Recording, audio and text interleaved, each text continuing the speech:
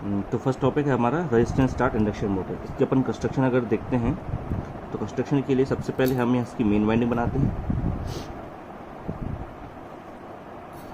साथ में एक ऑक्सिलरी वाइंडिंग जो कि 90 डिग्री अपार्ट रहेगी मेन वाइंडिंग की, एक और वाइंडिंग लेंगे। इस वाइंडिंग की जो ऑक्सिलरी वाइंडिंग है या स्टार्टिंग वाइंडिंग है, इस वाइंडिंग को हम एक रेजिस्टेंस से कनेक्ट करेंगे और साथ में ही एक सेंट्रीफ्यूगल स्विच लगाएंगे।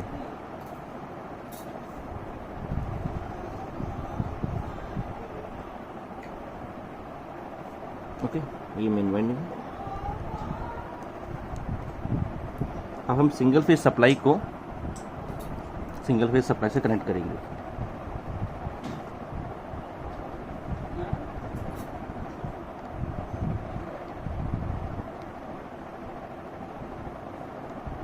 ओके, ये हमारा स्टेटर है, उसके अंदर हम अपना रोटर पुट और रोटर जो है उसका तो ये है हमारा construction of resistance start induction motor. अब हम कुछ इसके कैरेक्टरिस्टिक्स देख लेते हैं, मेन वाइंडिंग और ऑक्सिलरी वाइंडिंग के कुछ कैरेक्टरिस्टिक्स देख लेते हैं। जो मेन वाइंडिंग है हमारी, मेन वाइंडिंग का जो नेचर रहेगा उसको हम हाई इंडक्टिव और लो रेजिस्टिव इस नेचर का रखेंगे।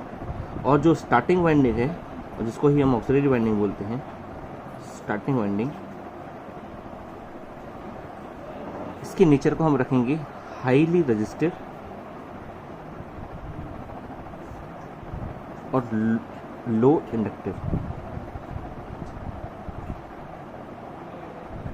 ओके, तो मेन वाइंडिंग को हाईली इंडक्टिव बनाने के लिए हम इसकी नंबर ऑफ वाइंडिंग्स को बढ़ा देंगे और स्टार्टिंग वाइंडिंग की नेचर को हाईली रेजिस्टिव बनाने के लिए, हाई रेजिस्टिव बनाने के लिए हम इसके सीरीज में एक रेजिस्टेंस जोड़ देंगे। ओके, अब ये सेंट्रीफ्यूगल स्विच जो है, ये सेंट्रीफ्यूगल स्विच हमारी मोटर को ऑक्सिलरी वाइंडिंग से कनेक्ट और डिसकनेक्ट करने के काम आता है। जब हमारी मोटर 70% टू 80%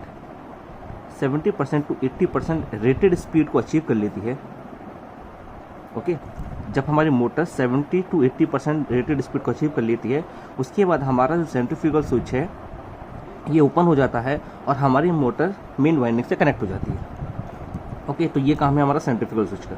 अगर इसकी हम वर्किंग देखें तो इसकी वर्किंग देखने के लिए हमें सबसे पहले क्या करना पड़ेगा, इस मोटर को सिंगल फेज सप्लाई से कनेक्ट करना पड़ेगा। जैसे ही हम इसको रेटेड वोल्टेज देंगे, इसमें एक करंट फ्लो होने लगेगी, जिसको हम आई बोलेंगे।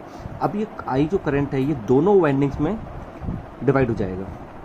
तो जो मेन वाइंडिंग करंट जा रहा है उसको करंट को हम बोलेंगे IM, और जो ऑक्सिलरी वाइंडिंग है, स्टार्टिंग वाइंडिंग में करंट जा रहा है उसको हम बोलेंगे IS।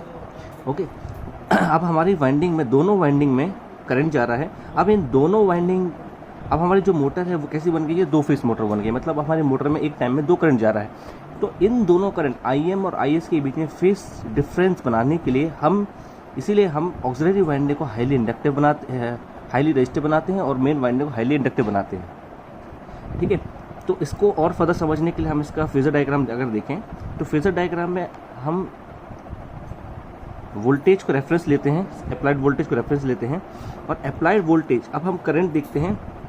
जो IM करंट है वो IM करंट किस में जा रहा है, वो IM करंट जा रहा है मेन वाइंडिंग में। और मेन वाइंडिंग का जो नेचर है वो कैसा है, लो रेजिस्टिव है। लो रेजिस्टिव का मतलब क्या होता है कि हमारा जो फेज शिफ्ट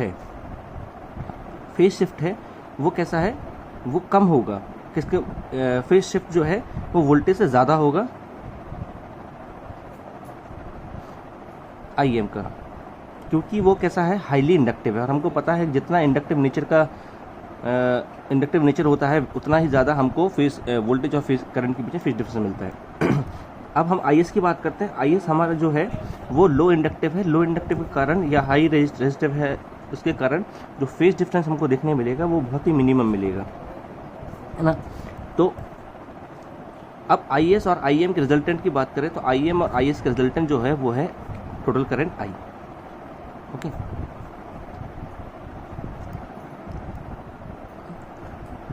अब हमारा ये हम देखने मिल रहा है कि IM और IS के बीच में, IM और IS के बीच में हमको फेस डिफरेंस देखने मिल रहा है, जिसको हम बोल देंगे अल्फ़ा। तो जो अल्फ़ा है ये मैक्सिमम 30 डिग्री, ये 30 डिग्री होता है किस कंडीशन में, रेजिस्टेंस स्टार्ट इंडक्शन मोटर के कंडीशन में।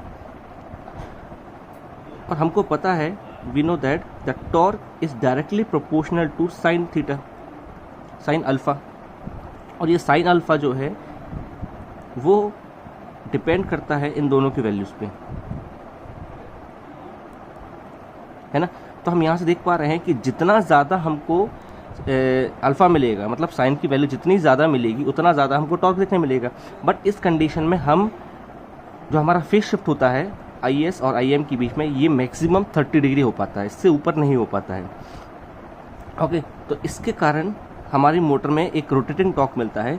जब हमारा करंट, जब हमारी मोटर में दोनों वाइंडिंग में करंट जाता है, IM और IS दोनों वाइंडिंग में दोनों करंट जाता है, उसके कारण हमको एक रोटेटिंग मैग्नेटिक फील्ड मिलती है।